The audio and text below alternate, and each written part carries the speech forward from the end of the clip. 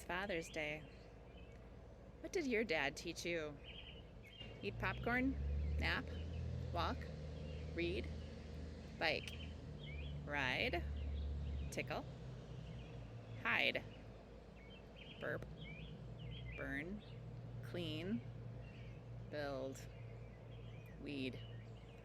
Work? Discipline? Endurance? Grit? Courage? Pick berries? Play? Laugh?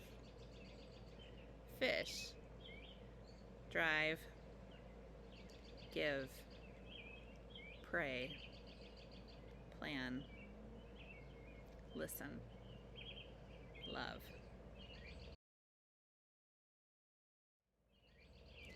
Being a dad isn't easy. They suffer doing what is right. Our scripture texts this morning are all about the righteous suffering for good outcomes. Jesus sending out the disciples to speak the words he gives them and to lose their life for the sake of others.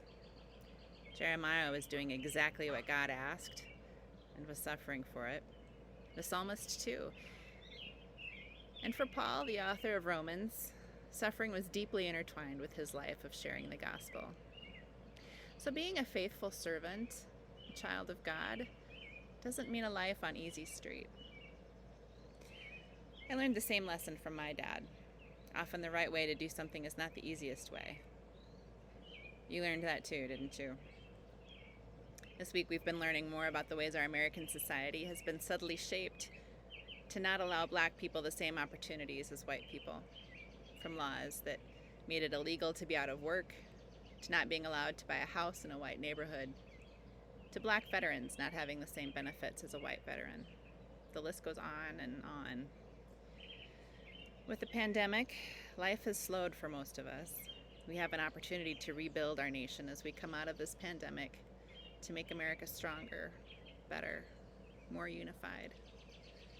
The right way to do that is not going to be the easiest way. It's going to take learning, conversation, trial, and error. We will need to take a deeper look at how we do things at every level and to learn things we didn't know. The easy way to go on would be to refuse to change, to refuse to learn. But this doesn't honor what our fathers have taught us, nor does it honor what Jesus constantly asks of us. It will take a lot of humility to admit time and again we don't have the answers. It will take discerning wisdom and cooperation, trust and risk. All are examples of losing our life for the sake of others, of dying to ourselves, of embodying Paul's words in Romans. How can we who have died to sin go on living in it?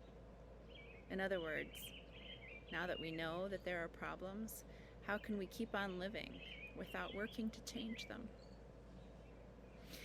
I've even been told from some people that they don't want God to ask them to do hard things, so they keep their distance from God. Whether you're a person of faith or not, we have hard things to do. I guess we can either do them with God or without. I'd rather do them with God. As Paul says, if we have died with Christ, we will also be raised to new life. This past week I sat in class with pastors from many different denominations. Though we clearly held different interpretations of the Bible, we could affirm the call and ministry of one another to those whom we serve. I was amazed and humbled at the diversity of God's people in so many ways, obvious and subtle.